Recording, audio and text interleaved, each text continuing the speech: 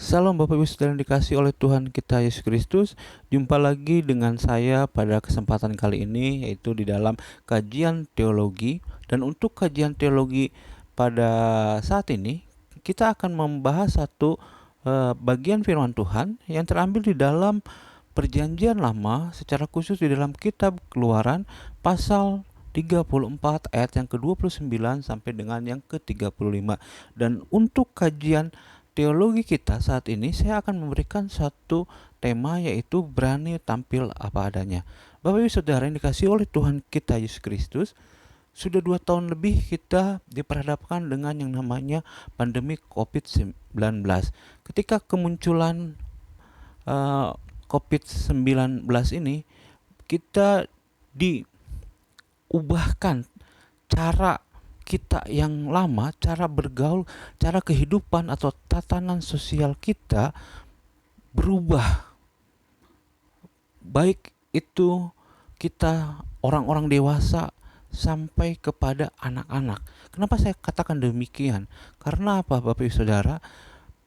Ketika COVID-19 melanda, bahkan saat ini juga masih berlangsung, cuman sudah terjadi penurunan yang luar biasa atau bahkan bisa dikendalikan oleh pemerintah kita.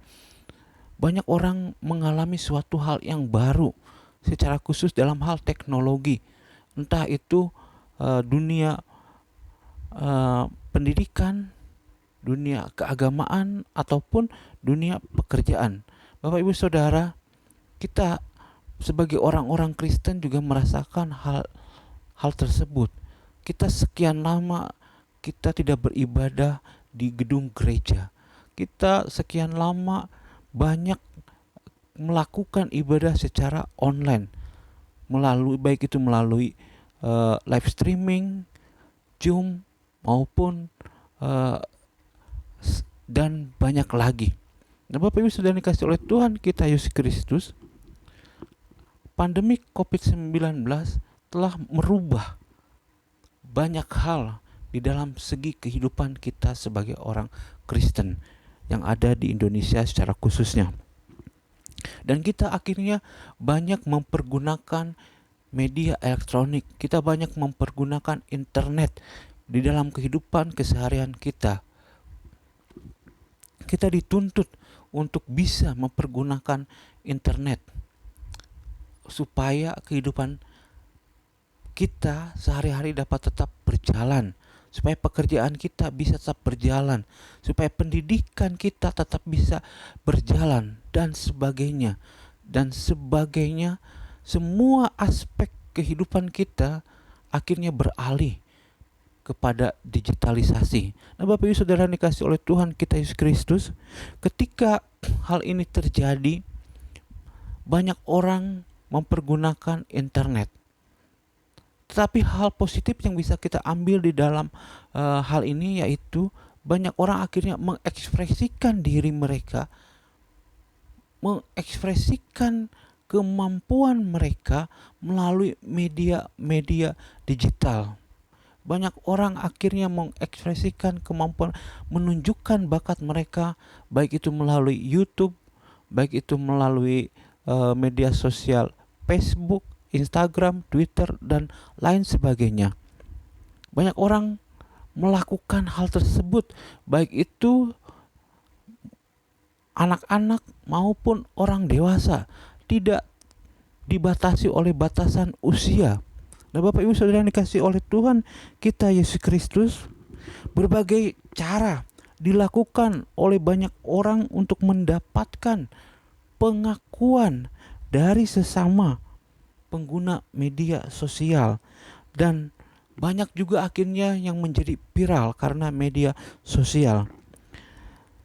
Ada yang menunjukkan potensi diri, tetapi ada juga yang menunjukkan hal-hal negatif di media sosial, dan hal itu dilihat oleh banyak orang dan bisa berdampak positif maupun negatif terhadap orang yang melihatnya. Nah, tetapi pertanyaannya Bapak Ibu Saudara yang dikasih oleh Tuhan kita Yesus Kristus, mengapa banyak orang ingin menunjukkan potensi diri mereka di dalam atau memakai media sosial?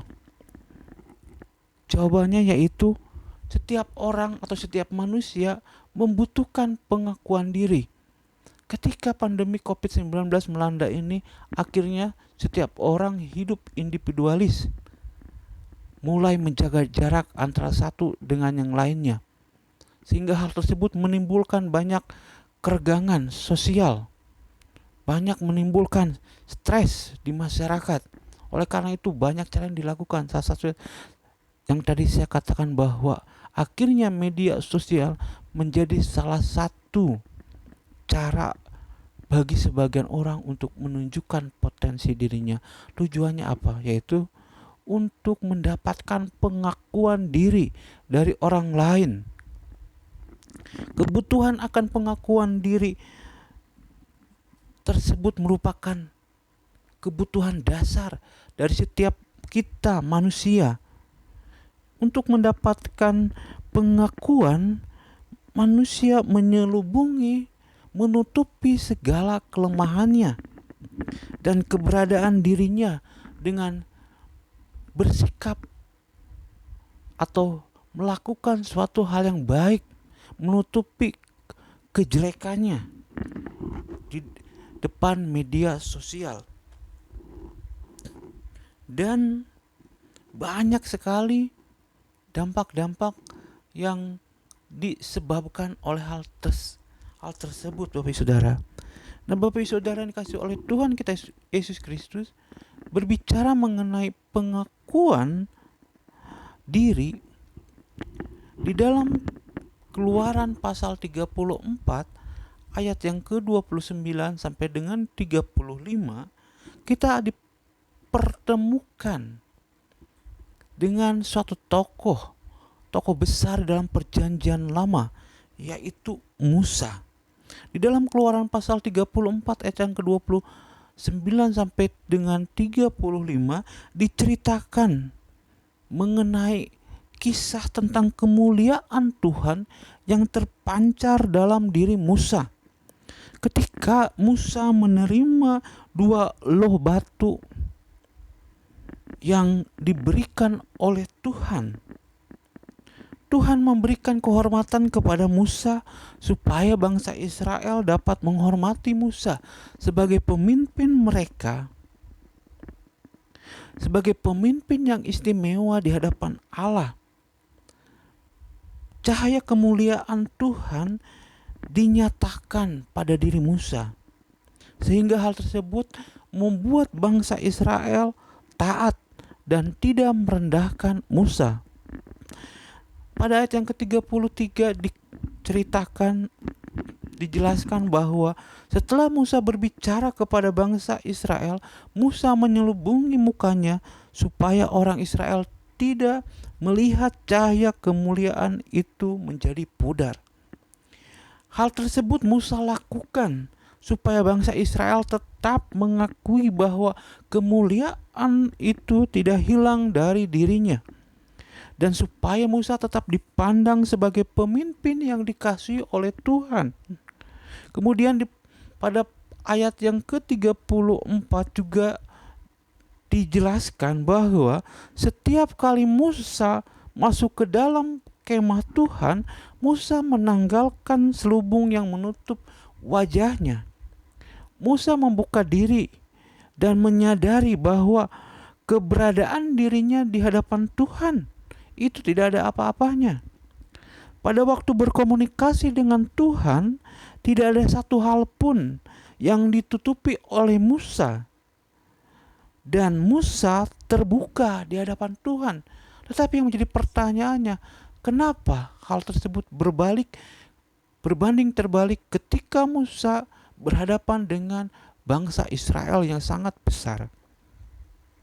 Tindakan Musa sangat menarik untuk kita refleksikan dalam kehidupan kita sehari-hari.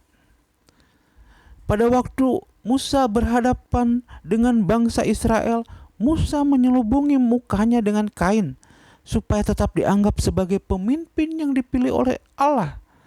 Demikian pula dalam kehidupan kita sehari-hari. Seringkali untuk mendapatkan pengakuan dari orang lain, kita kita pun melakukan seperti yang dilakukan oleh Musa. Kita berusaha menyelubungi kita berusaha menutupi segala kelemahan diri kita dari sesama kita. Segala macam cara kita lakukan supaya dapat dinilai baik, atau bahkan kita melakukan tindakan yang tidak benar di hadapan Allah demi kepuasan diri, demi mendapatkan pengakuan dari sesama kita, dari orang-orang di sekitar kita, atau supaya kita mendapatkan jabatan tertentu. Kita melakukan segala cara supaya apa yang menjadi impian kita, apa yang menjadi keinginan kita itu bisa tercapai, walaupun itu merugikan banyak orang. Nah, Bapak Ibu Saudara, namun ketika kita berada di hadapan Allah, yang menjadi pertanyaannya adalah, apakah kita berani untuk mengakui segala perbuatan dan kelemahan kita di hadapan Allah? Apakah kita berani menyingkapkan kekurangan kita yang kita tidak tunjukkan kepada orang-orang di sekitar kita kepada Allah? Nah, Bapak Ibu Saudara dikasih oleh Tuhan kita Yesus Kristus, kita sebagai orang-orang percaya, sebagai orang-orang Kristen yang ada di Indonesia, diajak untuk menunjukkan atau berani tampil apa adanya demi kebenaran, bukan demi kepuasan diri. Tujuannya apa, Bapak Ibu Saudara? Tujuannya supaya orang bisa melihat bagaimana kebaikan Tuhan dalam diri kita, bagaimana kebaikan Kristus terpancar dalam kehidupan kita sebagai pengikutnya. Bahkan di dalam Mazmur pasal yang ke-99, pemazmur mengajak kepada kita pembaca untuk sujud menyembah kepada Allah yang kudus dengan ketaatan yang total. Karena apa, Bapak Ibu Saudara? Karena kekudusan Allah mendorong setiap kita yang percaya kepadanya untuk hidup kudus dan memiliki kerinduan untuk berusaha hidup sebaik mungkin di hadapan Allah. Sebagai manusia yang telah jatuh ke dalam dosa, tentu manusia tidak mampu menghampiri tahta Allah, tidak mampu menghampiri kekudusan Allah dengan kekuatan diri sendiri. Oleh karena itu, Bapak Saudara, Allah berinisiatif mengutus anak yang tunggal, yaitu Yesus Kristus,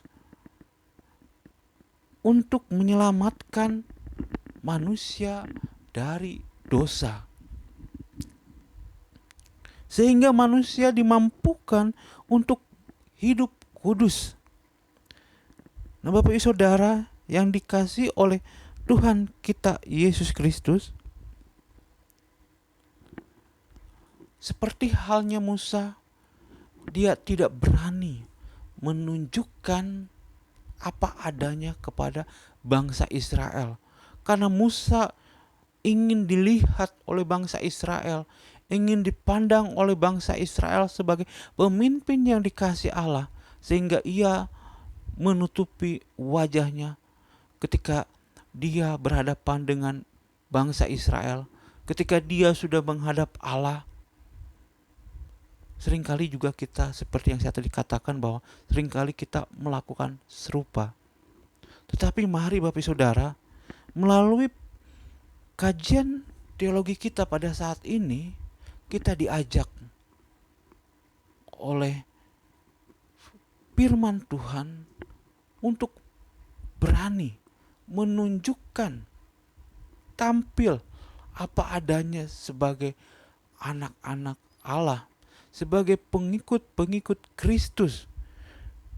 Kita melakukan hal yang baik bukan untuk kepuasan diri, tetapi untuk nama Tuhan supaya bisa diperkenalkan, supaya banyak orang bisa melihat, bisa mengenal Yesus sebagai Tuhan dan Juru Selamat secara pribadi. Bapak Ibu Saudara yang dikasihi oleh Tuhan kita Yesus Kristus, melalui kajian teologi kita pada kesempatan kali ini, kita diajak untuk sepenuhnya percaya kepada Kristus dan merasakan bagaimana cahaya kemuliaan Tuhan itu menerangi kehidupan kita.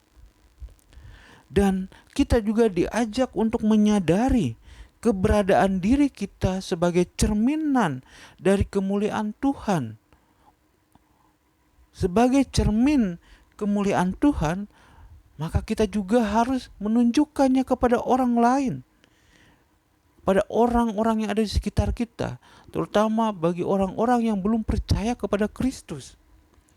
Kehadiran kita sebagai orang percaya, sebagai orang Kristen di Indonesia, yaitu kita dipanggil untuk menolong orang lain supaya mereka melihat Tuhan melalui apa yang kita kerjakan, apa yang kita katakan.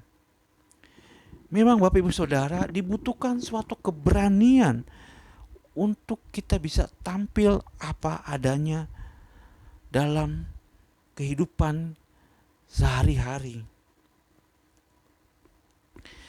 Bapak Ibu Saudara, kita dipanggil sebagai orang-orang Kristen di Indonesia untuk menghasilkan karya terbaik yang mencerminkan kemuliaan Tuhan. Tujuan yang baik, karya yang baik memang harus dilakukan dengan cara yang baik, bukan dengan cara tipu muslihat. Kita diajak untuk menolak dengan tegas segala tindakan yang memalukan, segala tindakan kejahatan. Kita diajak untuk menyatakan kebenaran dengan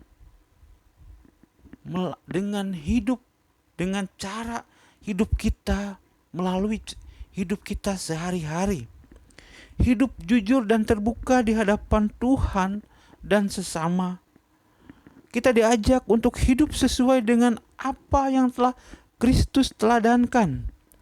Meskipun kita harus mengalami penolakan dan tantangan ketika kita tampil apa adanya sebagai anak-anak Tuhan, sebagai pengikut Kristus.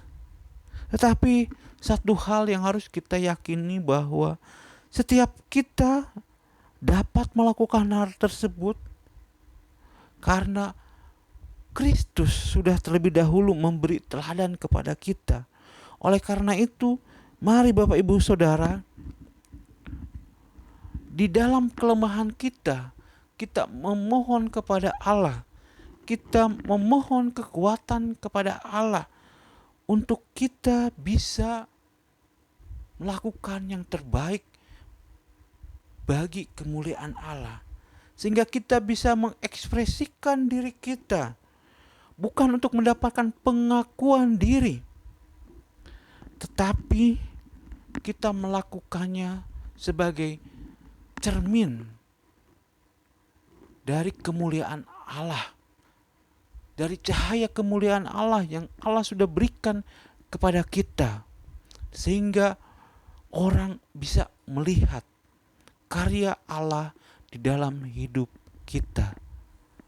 Demikian untuk kajian teologi kita pada kesempatan kali ini. Sampai jumpa kembali. Shalom.